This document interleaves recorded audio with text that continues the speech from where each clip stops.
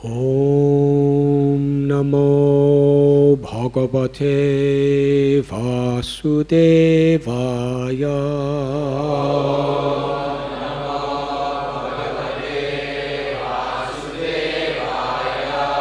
Om Namo Bhagavate Vasudevaya.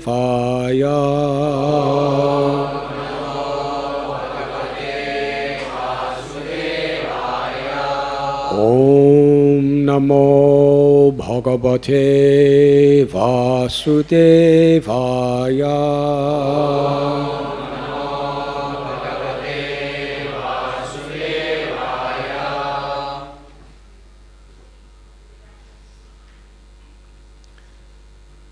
Sri Shuka Uvacha. Evam Yudhishthiro Raja. Jarasandha vadam vibho. Krishnasya chanubhavam tam. Srutva pritastham abravit. Sri Shuka Uvacha. Evam Yudhishthiro Raja.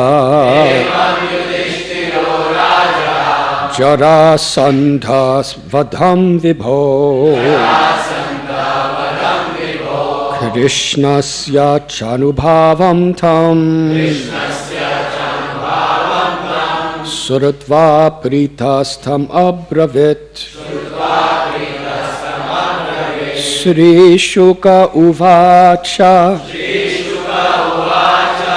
Evam Yudhishthiro Raja. Jarasandha vadam vibho. Krishnasya chanubhavam tam. Srutva pritastham abravit.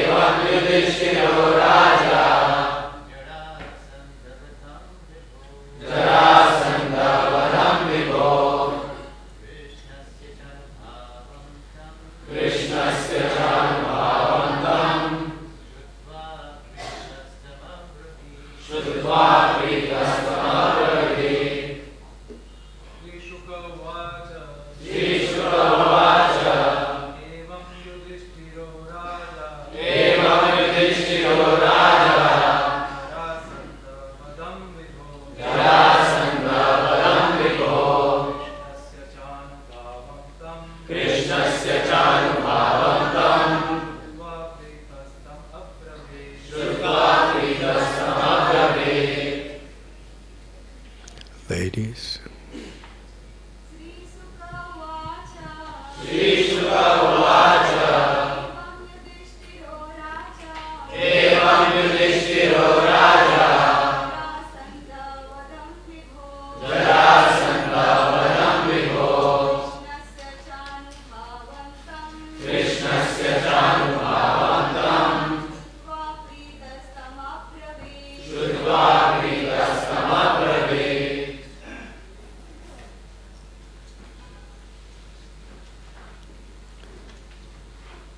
Sri Shuka Uvacha.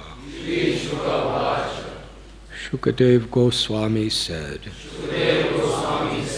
Evam, thus, Yudhishthira, Yudhisthira, Raja, the king, Jarasandha vadham, killing of Jarasandha, Vibho of the Almighty, Krishnasya, Lord Krishna, Cha, and Anubhavam, the display of power, Tam, that, Suratva, hearing of, Rita, pleased, Tam, him, Abravit, he addressed. Shukadev Goswami said, having thus heard of the killing of Jarasandha, and also of Almighty Krishna's wonderful power, King Yudhisthira addressed the Lord as follows, with great pleasure. Sri Yudhisthira Uvacha, Yesyus Trailokya Gurava, Sarve Loka Maheshwara, Vahanti Dulabam Labdha, Sirasaivanu Sashanam. Sri Yudhisthira said, all the exalted spiritual masters of the three worlds, together with the inhabitants and rulers of the various planets, carry on their heads your command, which is rarely obtained. Purport. Srila Prabhupada renders Maharaj Yudhisthira's statement as follows. My dear Krishna, O eternal form of bliss and knowledge, all the exalted directors of the affairs of this material world, including Lord Brahma, Lord Shiva, and King Indra, are always anxious to receive and carry out orders from you.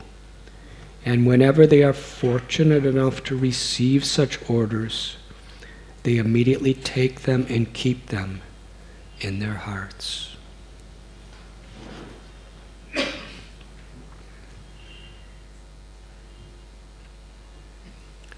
Om Gyantimidandasya Gyananjanachalakaya Chakshurum Militam Jena Tasmai Sri Gurave Namaha Sri Chaitanya Manobhishtam Sthapitam Yena Bhutale Swayam Rupa Kadamayam Dadati Swapadantikam Vandeham Sri Guru Sri Judha Padakamalam Sri Gurun Vaishnavanscha Sri Rupam Sagrajataham Sahagana Raghunatham Vitam Tam Sajivam Sadvaitam Savadutam Parijana Sahitam Krishna Chaitanya Devam Sri Radha Krishna Padan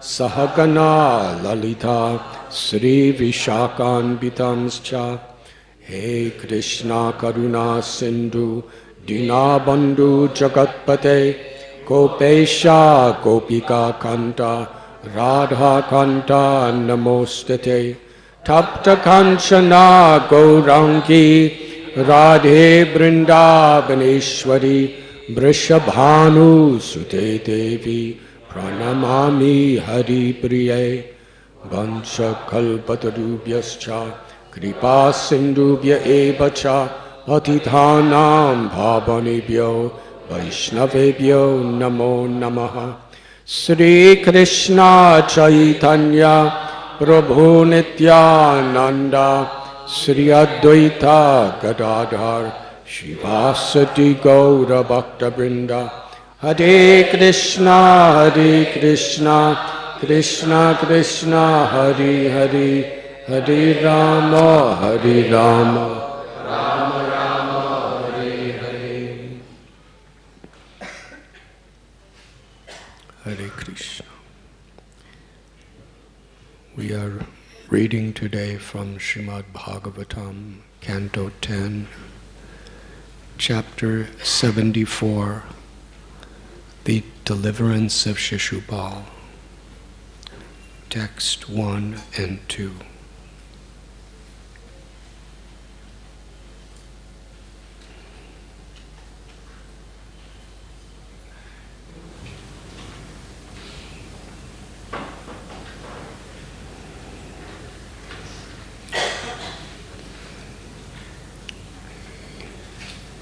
In the previous chapters, we read how Krishna was in Dwarka peacefully with his family, the Yadus. It was at that time Narada Muni came and told Krishna that Maharaj Yudhisthira wants to perform the Rajasuya sacrifice to honor you.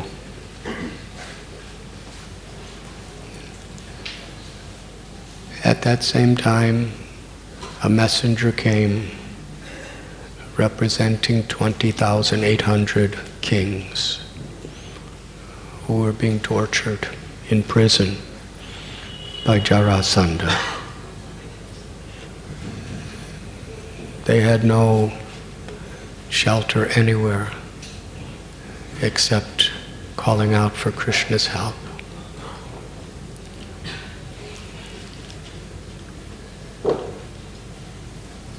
Krishna inquired from Uddhava, what should I do? Because there's two different requests. And Uddhava gave him his advice. Krishna, who is all-knowing, takes great pleasure in reciprocating with his devotees' love in many ways. The Gopas would play with Krishna. They would joke with Krishna. Yashoda Mai would chastise Krishna, would feed Krishna, would protect Krishna, along with Nanda Maharaj. The cows would provide the best of their milk to Krishna.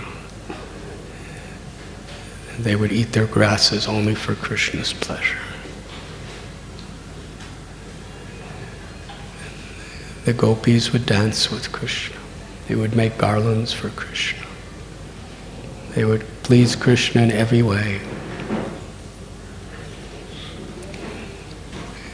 In this way, each devotee had their particular ways of giving pleasure to Krishna.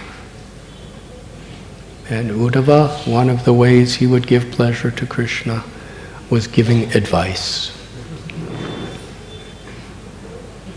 Just as Krishna would, in the Damodar Lila, he would accept the role of being subordinate to Yashoda, being bound by her ropes, crying when she chastised him, pleading for mercy when she showed him this little stick.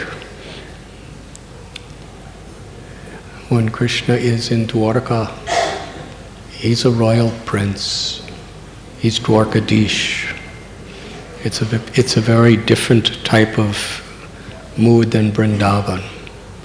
Vrindavan is a simple forest where Krishna has the simplest of all services. Going out from morning till evening, just through the forests and the pastures of Braj Bhumi, making sure the calves and the cows are happy. And while doing that, playing limitless games and having loving relations with his friends. Krishna wasn't attached to jewels. He liked better the gunja, the little red berries that grow everywhere in Vrindavan. They would make little malas out of gunja, little seeds. He would take the feathers of peacocks and other birds and decorate his body with it. And especially they would take the dirt of Vrindavan and literally cover every limb of his body with the dirt that was raised by the hooves of the cows and the calves. And sometimes they would take the minerals from the ground of Sri Braj Bhumi and decorate each other's bodies with that, especially Krishna. And he would lay on the ground under a tree on the lap of one of his friends with his head. He would make the legs of his friends his pillow, and they would take little fans made out of leaves and fan him. In this way he was happy. In Dwarka, he's living in many palaces. Each palace is more filled with wealth and jewels and opulence than even Indra's in Swargaloka. When he comes to the Sudharma Hall, where he presides along with Maharaj Ugrasena, Ugrasena is officially the king, but he absolutely accepts Krishna as the king. Krishna is everything to everyone. And he sits on royal thrones in a royal assembly house. People give him the most precious ornaments and crowns. That's how he lives in Dwarka. He's accepting the love of the Kshatriyas of the Yadu dynasty according to who they are and what is valuable to them. And he's accepting the love of the Brijvasis according to their love and what's valuable to them. For the Brijvasis, the dust of Braj Bhumi and some peacock feathers to the cowherd boys, they're far more fun to play with than diamonds and emeralds and rubies. Who cares about that stuff? Cowherd boys, they don't want to fight wars. They want to jump and imitate frogs and make the sounds of birds and play with the monkeys. So that's what's valuable to them. So each devotee in each place is offering what's most valuable to them to Krishna. And Krishna accepts not the thing but the love. And because the Brijavasis, in their complete simplicity, Krishna appreciates Vrindavan supreme. When Krishna sent Uddhava to Vrindavan with the pretense of giving them a message so that they would be pacified in separation, his internal reason was because Uddhava had surrendered his heart and soul and was most dear.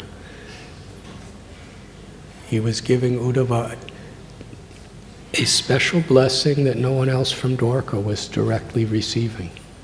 He was giving him a chance to understand what is the gopis' love for him, so that he could really appreciate and be humbled before that love. So in this particular chapter, Krishna's apparently undecided what to do, because that's the way the world is. In this material world, even when God comes to this world, there's so many apparently opposing elements we have to choose between. And even in the service of the Lord, what should we do now? What should we do next? What is our priorities? Because actually, in devotional service, it can be confusing, it can be challenging, because there are many different ways of serving. And there are many different ways that we can address the same challenge. And there are many different devotees who feel strongly about what they think is best. Have any of you ever had that experience? And because they think that's really the best way of dealing with a situation, which could be a critical situation that needs to be addressed immediately, they feel very strongly, because of their nature, because of their views, then naturally, when you have to make a decision, they are expecting you to take their side. That's the way material life is. And that's the way we live in devotional service also. But our decision is param drisvani vartate. The higher taste we understand is samsiddhir haritoshanam. What will please Krishna? But then each devotee feels very strongly, this is what pleases Krishna. So even Krishna's in this situation. And he is Krishna. Obviously, when Narada Muni is saying, go to Indraprastha and do the Rajasuya with Yudhisthira Maharaj, this will be the greatest benefit to the whole world, you should go. Obviously, he's saying it to please Krishna. And the Yadus, they're Kshatriyas. They're saying that this Jarasandha is causing havoc in the world. This must be ended, his reign of terror. You must go there and free the kings and liberate Jarasandha. So Krishna turned to Uddhava. Now Uddhava is a devotee. He doesn't want to displease the Yadus, his relatives. He doesn't want to displease Narada Muni. So he speaks a compromise. Not exactly a compromise. It's not a compromise. It's a synthesis. It's a symbiotic, as GEV would say. It's a symbiotic solution. That yes, we must do the Rajasuya, as Narada Muni is saying, Yudhisthira Maharaj wants it, but you can't do the Rajasuya as long as Jarasandha is there. So let's do both. And he told how to do both. So Krishna goes to Indraprastha in a beautiful procession, and he's welcomed by Yudhisthira Maharaj and the Pandavas. And Krishna, in order for the Rajasuya to happen, Jarasandha was the one king in the entire planet who was not willing to cooperate with Yudhisthira. So therefore Rajasuya could not be done as long as he was like that. And Uddhava gave him the specific advice of how Jarasandha could be killed. Bhima. So according to Uddhava's advice, Krishna, Arjuna, and Bhima went in the guise of Brahmins, knowing that at a particular time of the day, Jarasandha was in his own way, very devoted to the Brahmins. He knew that there's a higher power beyond his own. He needed blessings. And we find this, the really, really powerful asuras, Ravana, Hiranyakashipu, Jarasandha, they had a very unique religious life. It wasn't just like today, it's just all about me and my intelligence and my power. They understood, yes, it's my power, but my power has to come from a higher source. Hiranyakashipu performed incredible Vedic sacrifices and tapasya for Brahma, Ravana for Brahma and Shiva, Kumbhakarna for Brahma and Shiva.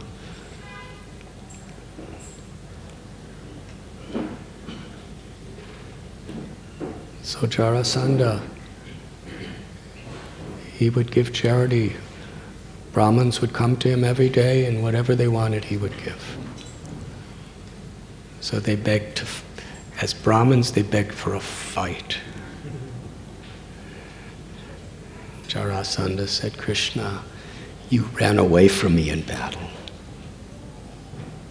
He wasn't just saying this, he was so covered over by illusion. He didn't think about the fact that Krishna defeated him 17 times. And just let him go. Just like a play, just like a cat catches a mouse and then lets him go, and then catches him and lets him go, and catches him and lets him go. And when the mouse is let go, the mouse is thinking, I have defeated the cat. Does that make sense? That's Jarasandha. Even though he's really a scholar of all kinds of scriptures and yagyas, and he's an extremely powerful personality.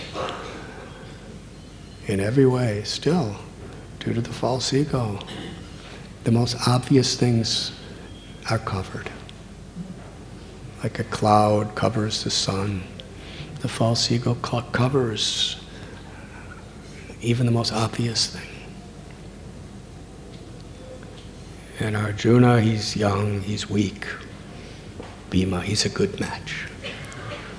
So they fought for so many days, Bhima and Jarasandha, and ultimately Bhima realized, I cannot defeat this man. And he can't defeat me. So we're going to just keep fighting until we get old and die. Because there's no way I can defeat him, and there's no way he could defeat me. We're totally equally matched in strength and using clubs. So Bhima's humility was, he cried out to Krishna. Because they would fight from sunrise to sunset. After sunset, Jarasandha hosted them as VIP guests and gave them nice prasad and nice accommodations, everything. They would talk very friendly. Then the next morning they would try to kill each other all day. Their whole lives were completely obsessed with killing the other until sunset. Then they became friends. And they respected each other and they honored each other. This is the way of Kshatriyas. So, Bhima, with all of his power, with all of his fame, said, Krishna, I turn to you. And Krishna gave him the clue. Because Krishna knows everything. Internally, externally, inside, outside. He's within the heart of every living being. He knows past, present, and future. He knows our strengths. He knows our weaknesses. And he's like that with everyone. So nobody in the world knew the history of Jarasandha, but Krishna knew. There was a king who had 2 queens, and Jarasandha was born in 2 halves. There were just 2 halves. Like they weren't alive. They were like just dead half bodies. So what to do with it? It's quite embarrassing. So he just threw the 2 bodies in the forest, and Jara, who was a mystic lady who lived in the forest, she knew all different types of tantric arts. And she put the 2 halves of the bodies together and brought it to life. And he was unbelievably powerful. His one arm had more strength than 10,000 elephants. He was, in many ways, the prominent asura of the universe. We read about how Kamsa defeated, the Garga Samhita tells, he defeated so many different asuras and brought them just to the point where he was about to kill them, and they surrendered to him. And then they became his obedient servants. Aghasura, Putana, Aristasura, Keshi, Vatsasura, Pralambasura. They were all the obedient servants of Kamsa. Even though they had their own kingdoms and they had their own unbelievable, incredible yogic powers, physical powers, still Kamsa was superior. But Kamsa was the son-in-law of Jarasandha. And Kamsa, the one person he honored in this world was Jarasandha, like a superior. So we can understand how powerful Jarasandha is. And when Kamsa was killed and his two daughters came crying to their father, that Kamsa was so nice and Krishna so evil. He killed him unfairly. Jarasandha believed his daughters. And he took vow to destroy Krishna. Krishna moved from Mathura to Dwarka to deal with all these attacks so that he could do it without disturbance to all the citizens. He relocated them in an island around the ocean. So Jarasandha was extremely powerful. Nobody but Krishna could defeat him. Even the strongest man in the world, Bhima, could not defeat him. But Krishna knew his weakness. He knew his strengths and his weakness. He was put together in two parts. So that place where he was put together is his weakness. And he indicated to Bhima, he took a branch from a tree and kind of just split it open, like. So Bhima knew what to do. So they were fighting, and Bhima put his leg on one, he put his foot on Jarasandha's one leg, and then he took the other leg and ripped it up. And Jarasandha was again in two pieces. And again he was without life. So this was a great episode. After many, many days, weeks of fighting, with no one getting an advantage over the other, Bhima did like that. Krishna saved him. Krishna saved him by giving him instruction. Sometimes we see Krishna saves us by coming with his Sudarshan Chakra or by lifting Govardhan Hill. In this case, he saved Bhima just by giving him an indication of an instruction of how to do it himself.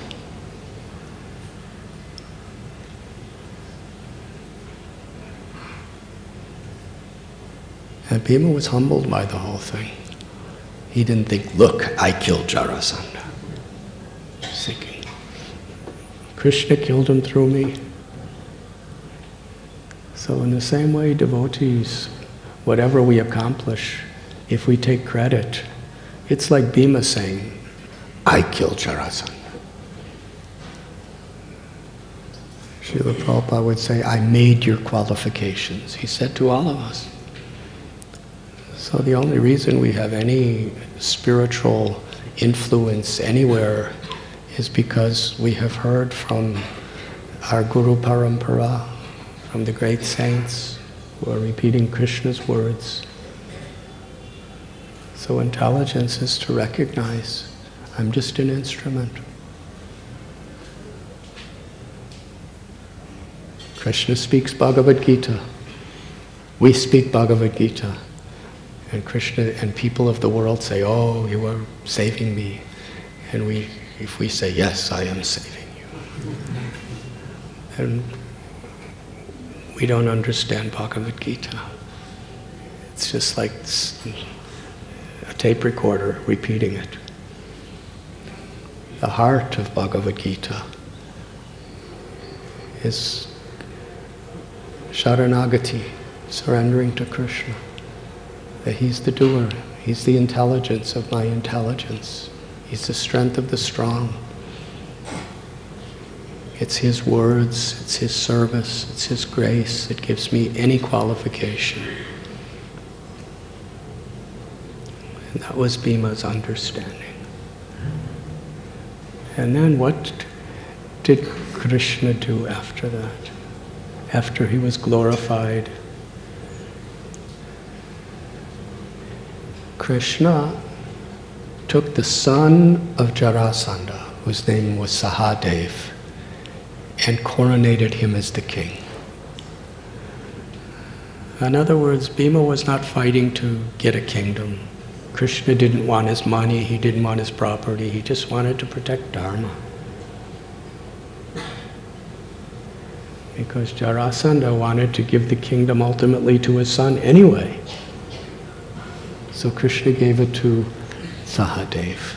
The whole kingdom, all your wealth, everything, it's yours. But Sahadev was enlightened by the whole experience. And he released all the 20,800 kings that were in prison. And by the description of them, of Sukadeva Goswami, we can understand what they went through. It describes they were imprisoned for a long time, perhaps many years. Their clothes were completely in shambles.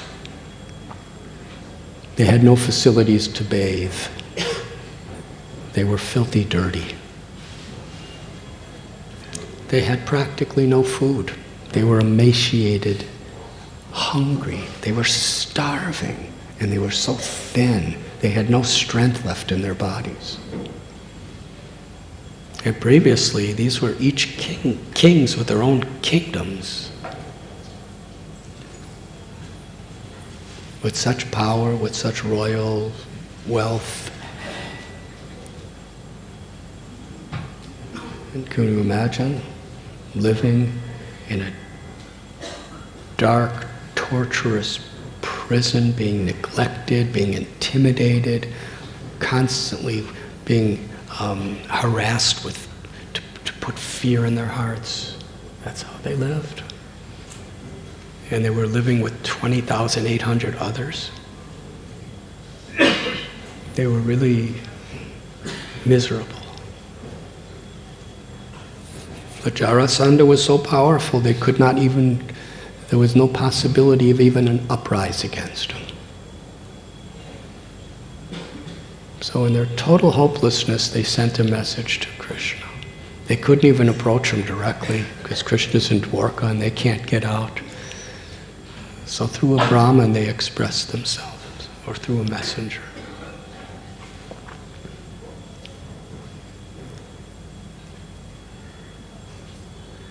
When they were released from prison, they came before Krishna in this most miserable state, physically. But they were so happy because they were seeing Krishna. They all bowed their heads at Krishna's lotus feet and offered prayers. In their prayers, they expressed how fortunate they were. As kings, we had so much pride. And kings could be very competitive. So all those 20,800 kings, they were fighting among themselves too. They were suspicious among themselves. They were trying to conquer each other for so many years. But now even their foes, those who were, sometimes they were envious of them, sometimes they were arrogant toward them, they were trying to get things from them, they were territorial, disputes between them. It was politics against each other. But when they were all in prison together for all those years, completely with nothing. They actually made good friends with each other. They had nothing to fight about. And in many ways, they had one voice. When they sent that message to Krishna, all their hearts were with one voice: Krishna, save us. Trinadapi sunichena tarori bhase vishuna amani namanadena kirtaniya sadani. They really were more humble than blades of grass. Like Sankirtan. When devotees, understanding the precarious position of this material world and how we're all in it together, we cry out for Krishna's mercy in kirtan together. So when they came before Krishna and bowed down and offered prayers, they said it was actually your grace that we were put in prison. Because we could have never taken shelter of you in the situation we were in. But you have completely crushed all of our pride that we're great.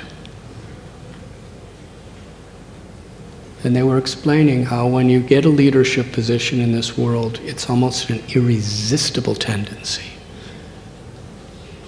to be thinking in terms of I and mine and you and yours. As soon as we think I and mine, then that duality comes in of you and yours, and there's a conflict. Sarvaloka Maheshwaram. Bhakti means everything is Krishna's. I'm Krishna's part and parcel. You're Krishna's child. And everything in existence, my skills, my knowledge, my wealth, and all the wealth of the entire universal creation, it's all Krishna's. By the power of time, everything is going to be taken away. The kings express this. These bodies are constantly being diminished by the power of time. Krishna tells in Bhagavad Gita, time I am. Ultimately, we all have to surrender to the power of time. And yet, while we have this little time, we waste it so much in these I and mine, becoming so foolishly depressed sometimes, proud sometimes. The kings, they were so enlightened at this point just by seeing Krishna. Because you see, they're seeing Krishna and they're actually seeing Krishna. Yegata mam prapadyante thams tathaiva bhajanya. Krishna reveals himself as we surrender to him. Jarasandha saw Krishna so many times. 17 times. He fought against Krishna. And then afterwards, Krishna personally kind of just tied him up and then let him go. So he saw Krishna. He was defeated by Krishna. But he wasn't seeing Krishna with love. He wasn't surrendering to Krishna. He was seeing Krishna as his enemy. He wasn't seeing Krishna as the all-beautiful goal of life.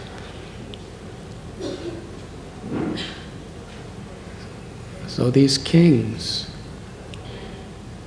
because of what they went through in this material world, and because they truly humbled themselves, and because they realized that Krishna is my only shelter, and they surrendered to Krishna with heartfelt devotion, when they saw Krishna, they actually saw Krishna. Krishna revealed himself to them. Krishna is in the form of, he is the deity, and Sri Radha is the deity. What do we see? To the degree we humble ourselves and surrender, we see Krishna. Whether we like it or not, Krishna sees us. But when he's pleased by what he sees, he reveals himself to us. And then we actually see Krishna. So incredibly, all 20,800 kings, they all spoke and said that it wasn't Jarasandha being cruel to us. That was just an external thing. Even though he was so abusive, so violent, so hateful, he tortured them. He terrorized them daily. They forgave him. As soon as they saw Krishna, all spite, all anger and envy, and all vengeance, just like when the sun rises, all darkness is dispelled. Because they surrendered to Krishna. They saw Krishna as he is. And then they saw everything that happened to them as great mercy. Whatever happened brought us to this point of surrendering. So they were actually thankful to Jarasandha. They weren't envious, they weren't hateful, they were thankful. Somehow or other Krishna worked through him to bring us to see you, to love you. And they offered their lives to him. And the only benediction they asked from Krishna is to always remember you. They didn't ask for their health back. They didn't ask for their kingdoms back. They didn't ask for anything except let us always remember you. Because they, through what they had been through in life, they understood that's really the only thing that lasts. Everything else is coming and going like the nights and days of this world. Yesterday was January 14th, 2016. It's gone forever. That date will never come back in this day of Brahma. So similarly, everything in this world comes and goes. So the only thing that's really has substance is the soul, which is eternal. And Krishna, who is the eternal source of the soul, and who is the eternal goal and object of love of the soul. So they prayed in every situation, in light or darkness, whatever it may be, let us just remember you. And in this way they gave their hearts to Krishna. Krishna was so pleased with them. He spoke. He said, I give you the blessing you're asking for. You will always remember me. In pleasure or pain, honor or dishonor, victory or defeat, good times or hard times, you will always remember me. You will always find my shelter. Now you must go back and rule your kingdoms.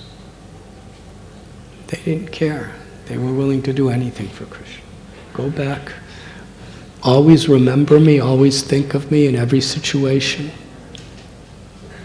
And rule your citizens with the principles of Dharma, with compassion, as a servant for their benefit.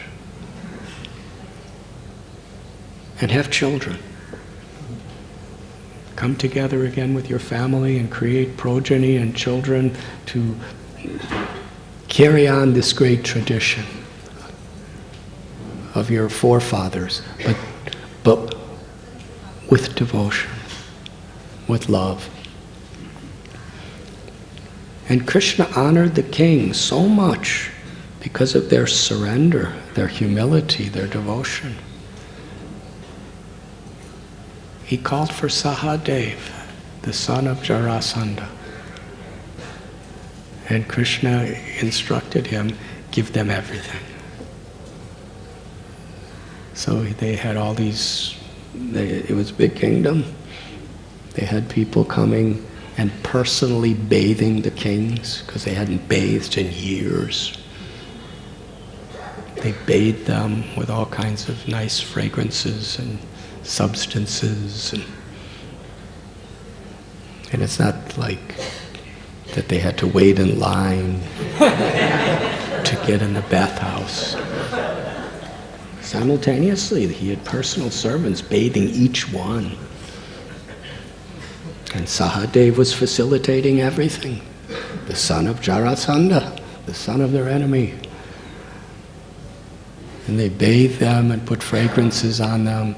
And then, by Krishna's will, Sahadev arranged an incredible feast of the most nice prasad. Because they hadn't eaten a meal properly in years.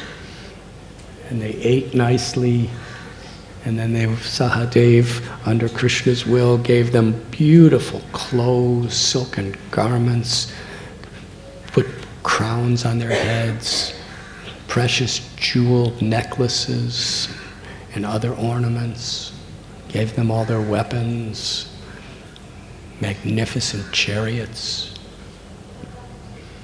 And then Krishna sent them back to their kingdoms.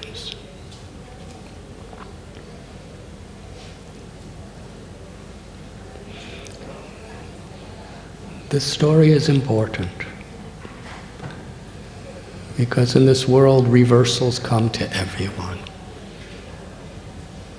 And if we could pick and choose the reversals we want, they won't serve their purpose. Reversals come when they're really what we don't like, what we really don't like to tolerate. They come at the wrong times, in the wrong places, in the wrong ways. That's what a reversal is.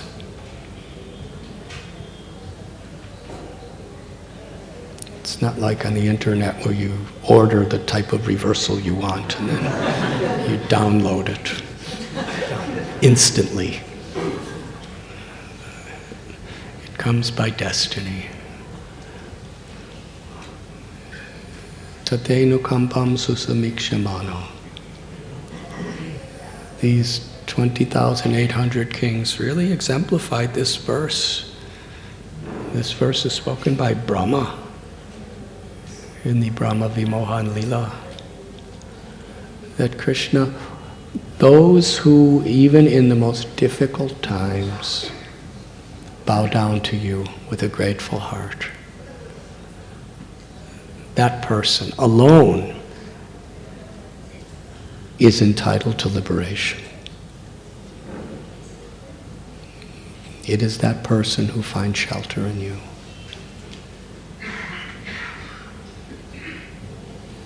Brahma himself was completely bewildered. We heard the story from Radhanath Prabhu 2 days back. Brahma himself was completely bewildered. Although, he speaks to Narada, Narada speaks to Vyas, Vyas compiles the Vedas. Who's Brahma? He's not a bewildered person, but he was bewildered by Krishna. And that was the highlight of his life. Because in that bewilderment, he completely surrendered to Krishna. He realized, I'm nothing without you.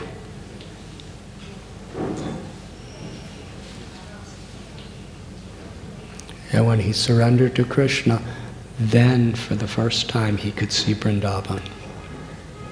He was already there in Vrindavan. When he stole the calves and the cows, the calves and the gopas, the cowherd boys, he was seeing Vrindavan. But he was seeing with eyes that were covered by this janasya moho yamaham mameti, these I and mine. I am Brahma. You are cowherd boys. So he was seeing Vrindavan with his eyes, but he wasn't seeing it as it is. But after his total bewilderment, and when you read that story carefully, he was totally bewildered. Krishna can be so thorough. When Indra had false pride, he could have lifted Govardhan Hill with 2 hands. But Krishna wanted to so thoroughly destroy Indra's pride that He lifted it with the little finger of his left hand. Not even with his little finger, with the tip of his little finger. And for 7 days, Indra was, with all of his powers, with all of his armies, with his most powerful clouds and storms, with his own thunderbolts, he couldn't move Govardhan from the finger. And on top of the hill, he couldn't uproot a single blade of grass. He couldn't separate a single leaf from the limitless trees. Indra was humbled. Brahma was humbled. And when Brahma was humbled, he chanted this verse, that when someone is going through difficulties in life and with a grateful heart they turn to you, they bow to you, that person will be liberated by you. So these kings are in that state. Here they are, royal persons, fighting with each other, suspicious of each other, envious of each other.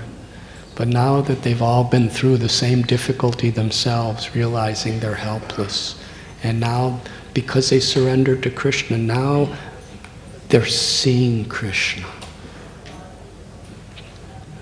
Just by seeing Krishna at that moment, all of their lust, envy, anger, arrogance, greed, and illusion was dispelled. Krishna Surya Samaya Hoya Andhaka.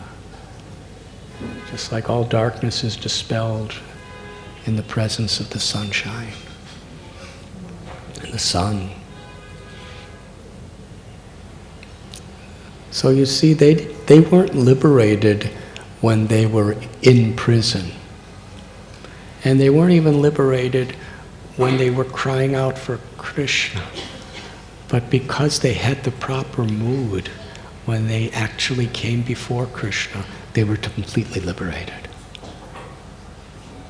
Krishna's in his name. This is Sri Chaitanya Mahaprabhu's message. If we truly humble ourselves, like grass, if like these people, we're tolerant and forgiving like a tree, if we learn to respect others and not demand respect ourselves, if we have this attitude, this character of being the servant of the servant of the servant, then Krishna, who's in his name, just by hearing the name, by being in the presence of the name, which is not different than being present with the form of Krishna, then we actually taste the name as it is, and we become completely purified. The scriptures say like this: if we could just one time chant one mantra of Hare Krishna, Krishna, Krishna, Hare Hare, Hare Rama, Hare Rama, in this offenseless state of mind, then just that one recitation of Krishna's name will completely purify us of all anarthas, of all the unwanted things in our lives. But we have to chant in this mood. And our whole life is preparing us to chant in that mood. To come before the deity in that mood. To read the Srimad Bhagavatam in this mood.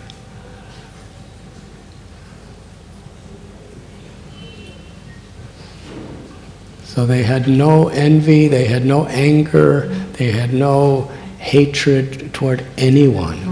It couldn't exist in their heart, although they were filled with those things before. But because they took shelter of Krishna, Krishna revealed himself. And they were completely liberated, pure devotees of the Lord.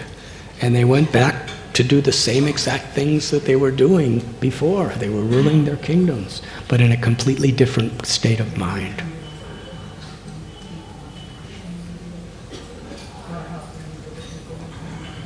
And coming to today's verse, Jarasandha, now he's gone.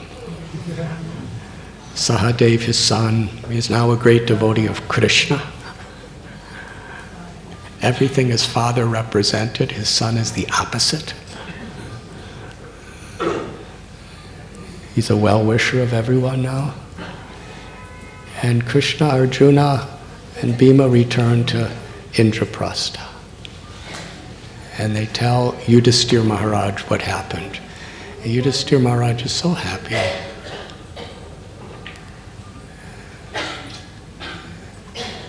He's crying. He's crying in the ecstasy of love and gratitude to Krishna. In fact, he can't even talk. He's speechless. He's so overwhelmed. Krishna's so kind. Everything is for Krishna. And now he can perform the Rajasuya Yajna. And why is he doing the Rajasuya Yajna? He's not asking Krishna to come to help him for his purposes, which is usually what people do. They approach Krishna, please help me for my purpose. He's performing the Rajasuya Yajna so that he could fulfill God's purpose.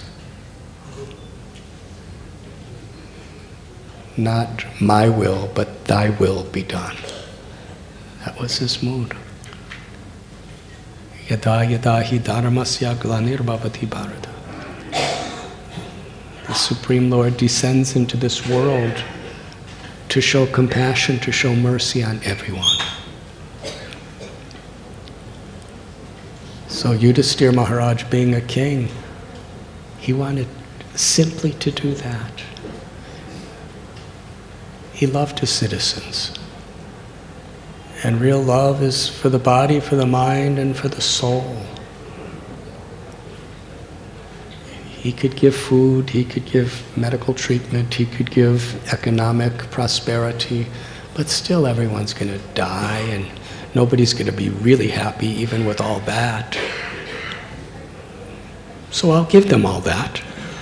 But along with that, I will give them the real purpose of life. What is the purpose of life? To understand Krishna is the goal. He's our eternal Father, our eternal Mother, our eternal friend, our eternal lover. So he wanted to make the most powerful statement that could be made, because he was in that position. The little spider was putting grains of sand as a contribution to the bridge across the ocean, and Hanuman was putting mountains, which had quadrillions of grains of sand on it at one time. But they were both doing what they could do.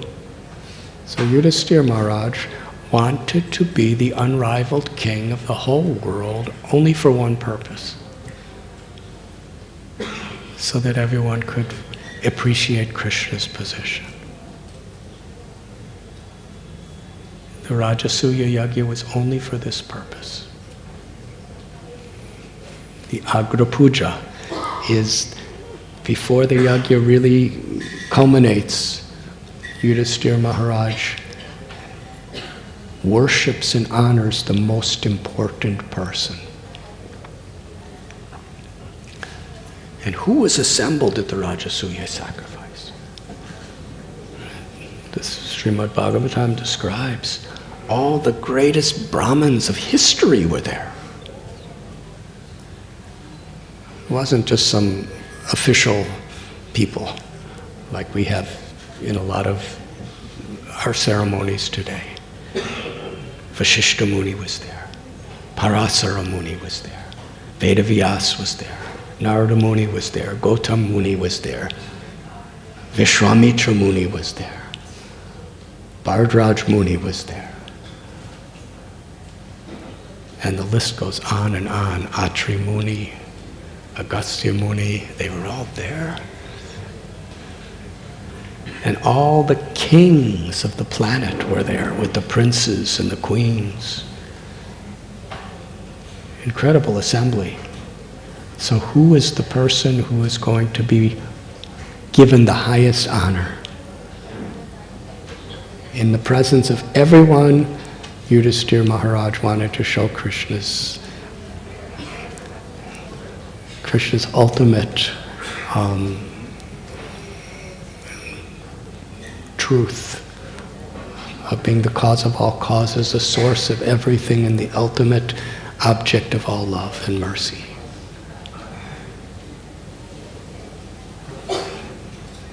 So when all the great Brahmins and all the great kings and everyone else was there, Bhishma was there,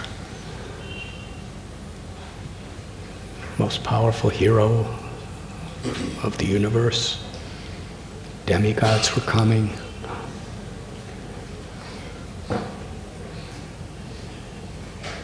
Yudhisthira opened it up. Who is the person that should be worshipped? And his younger brother Sahadev, not Jarasanda's son, but the Pandava Sahadev. He stood up and said Krishna should be worshipped because he's the cause of all causes. He's the source of everything that exists. He's inside and outside of everything and everyone. And if we worship Krishna, we automatically worship ourselves and everyone else. Like watering the root of a tree, it extends to every tree. Anyone else we worship, it's not going to have that effect. But if we worship Krishna, we worship everything, everyone to its essence, to its perfection. Whatever we have is coming from Him. These bodies, their temporary nature, unless they surrender to Krishna and find shelter in Krishna, they're just vanquished. And after they're vanquished, there has been no purpose to our life unless we find shelter. So Sahadev speaks like this. And Yudhisthira Maharaj, he's washing Krishna's lotus feet. And amazingly, every Brahmin and everybody agreed with Sahadev, except. And that's coming in the next verses. Yudhisthira Maharaj is weeping in ecstasy, washing Krishna's feet and honoring Krishna. And everybody's praising Krishna. This is the ultimate perfection of Yudhisthira Maharaj's life. He doesn't care about being a king. He doesn't care. He just wants to give everyone Krishna. Whoever we are. Lord Chaitanya said, whether it's the Kurma Brahmin who's a householder, whether it's Gopal Bhatta Goswami who's a Goswami, whoever we are, just receive Krishna in our own hearts and share Him with others. That's the perfection. Doesn't matter if we're kings or farmers, whatever it may be. So this was Yudhisthira Maharaj. He was in ecstasy of love, just showing the world that he's simply the servant of the servant and the servant of Krishna. And to love Krishna is the greatest goal and purpose of our lives. And as everyone's praising Krishna, and Yudhisthira Maharaj is doing this ultimate ceremony for Krishna, Shishupal, at that moment, he just erupted like a volcano of envy. And we will discuss this next class. Thank you very much.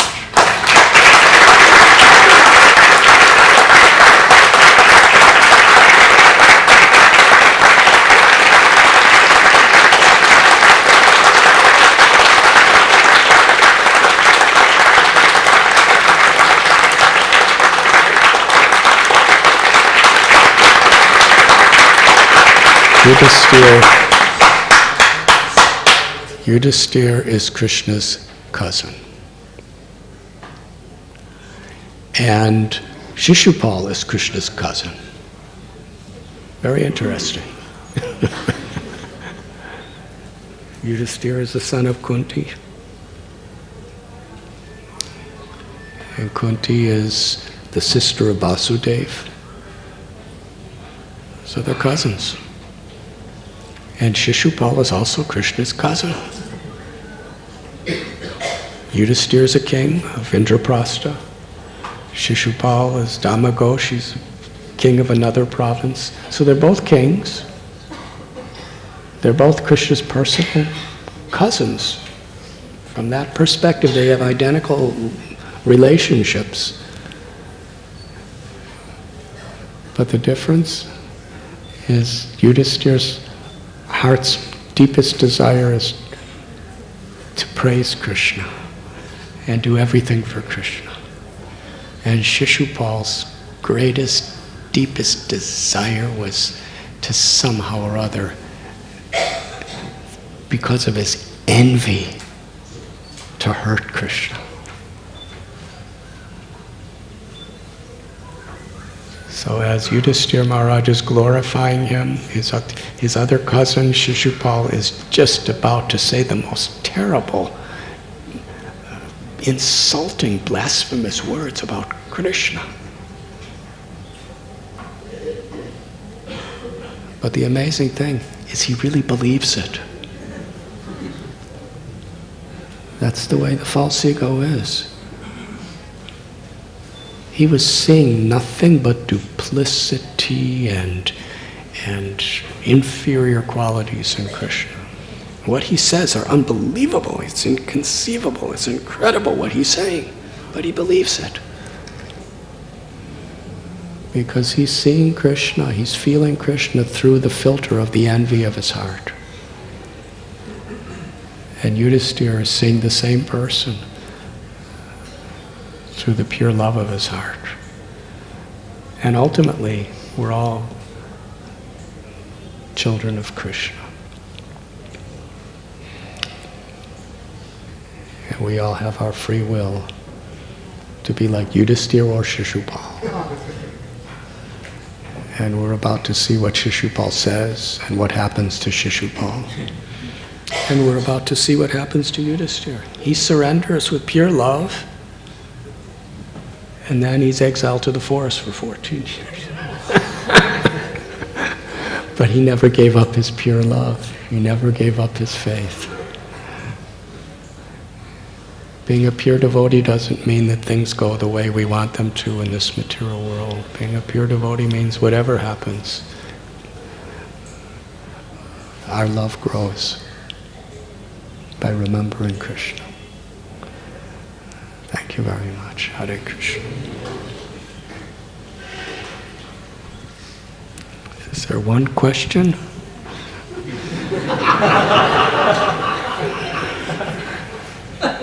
This will be the only question, so please say something very unique.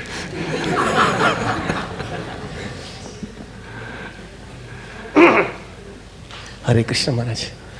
Maharaj, as he was speaking about the kings, a stage came in their life, they understood that they are helpless.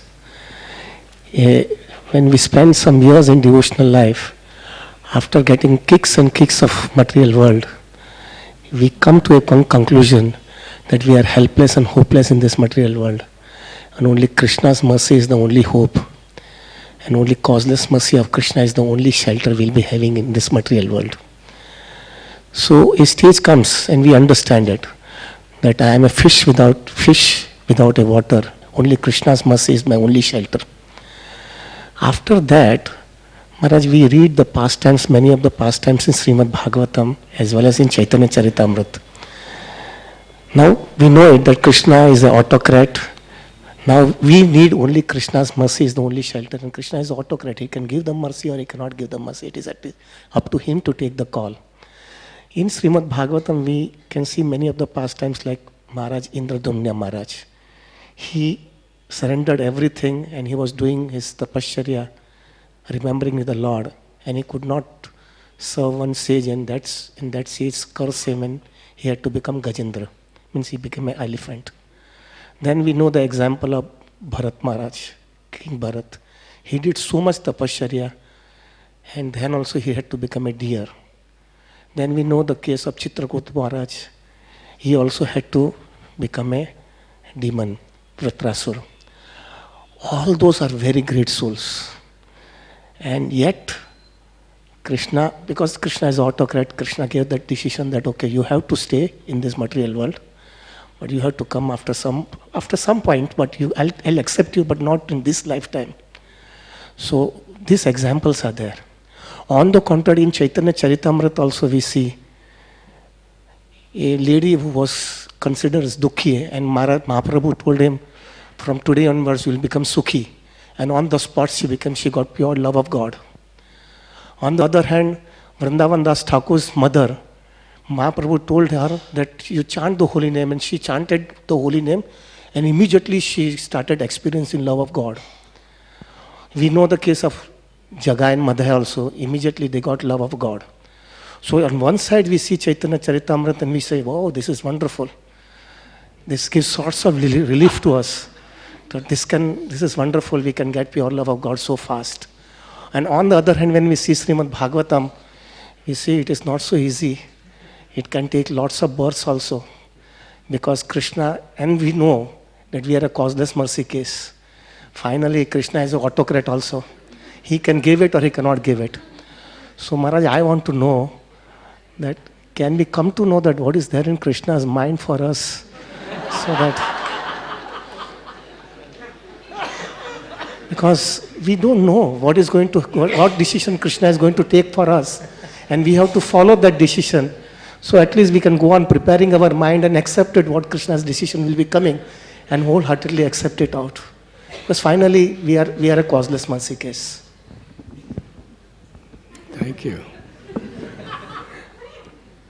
We have just heard from Ananda Vrindavan Prabhu a summary study of Chaitanya Charitamrita and Srimad Bhagavatam.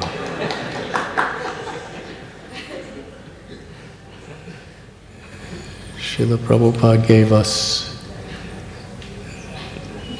the wonderful guidance wherein we approach Srimad Bhagavatam through the mercy of Lord Chaitanya Mahaprabhu.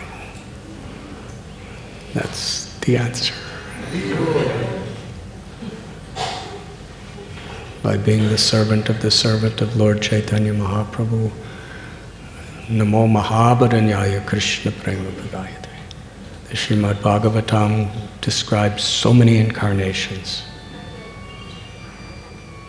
Matsya, Kurma, Varaha, Narasimha, Vamana, Parasuram, Ramchandra, describes Kalki and Buddha, but the culmination is Krishna's tu Bhagavan Swayam. Krishna, who is the origin and the source of all other incarnations. Who is origin and source doesn't mean in chronological time. It means Krishna has all the six opulences, has all the qualities of the absolute truth or Bhagavan manifested in fullest. It's like there's the full moon, and there's a three-quarter moon, and there's a half moon. It's the same moon. It's not that the moon is different, but the full moon displays the fullness of the moon. So Krishna, the Bhagavatam describes all these great eternal avatars of the Lord are all Krishna. But Krishna manifests his total fullness as Krishna in the sweetness of his love with his devotees, his beauty, his pastimes. But Rupa Goswami tells Namo Mahabharanyaya. Lord Chaitanya is Krishna, but he's even more merciful than Krishna. Because in the Srimad Bhagavatam we see Bharat Maharaj and Chitraketu Maharaj and so many examples you've given. And that's mercy. He gave such mercy to them. And by studying Srimad Bhagavatam, we could learn from them. We have to learn the lesson of being very diligent in proper association. Otherwise, what happened to Bharat Maharaj will happen to us. We have to learn the lessons of Chitraketu Maharaj and how they all ultimately came to the point of surrender. The Pandavas.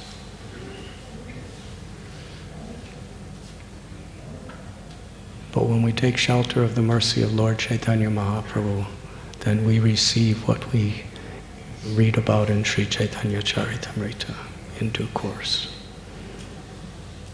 Because Lord Chaitanya is most forgiving and merciful, especially in this age of Kali, where hardly anyone has divine qualities. There's such a mixture in everyone's hearts.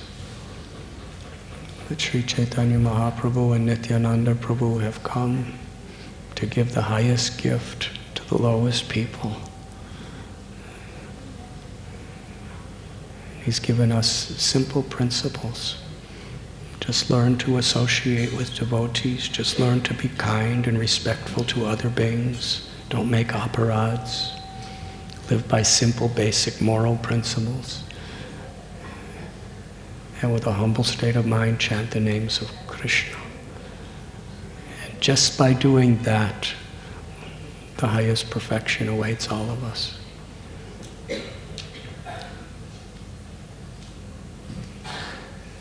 Srila Prabhupada in Radha Damodar Temple in Vrindavan began his great mission of translating and writing purports to the 12 cantos of Srimad Bhagavatam.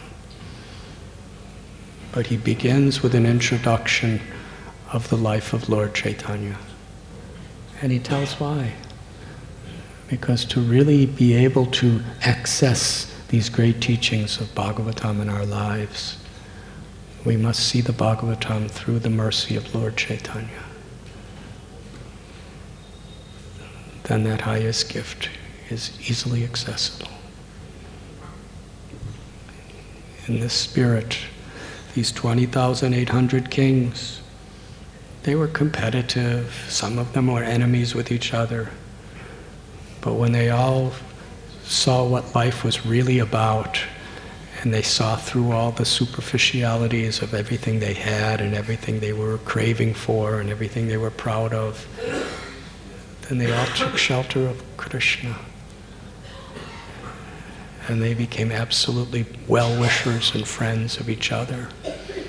And even of Jarasandha and everyone. Because they had pure hearts. So Lord Chaitanya is giving an express, direct means by which we could come to those conclusions.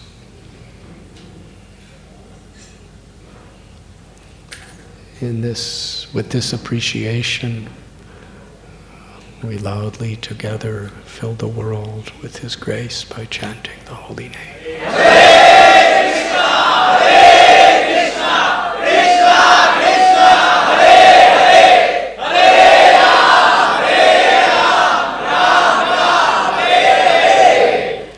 Srila Prabhupada ki jai, Shri Radha Gopinath ki jai, Ananti Koti Vaishnava Vrinda ki jai. Hare Krishna.